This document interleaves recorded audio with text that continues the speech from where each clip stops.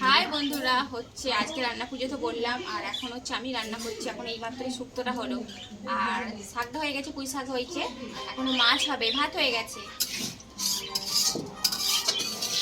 কেউ যদি খেতে চান তাহলে চলে আসবে। সত্যি কথা বলতে আমিই করছি রান্নাটা।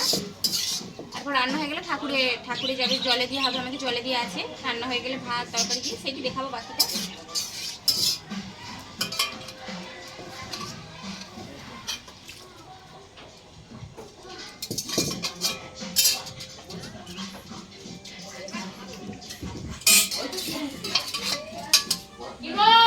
গরম জানো কি গরম, তারপর এখন মাছটা ভাজবো, কি গরম জানো, কি গরম লাগছে।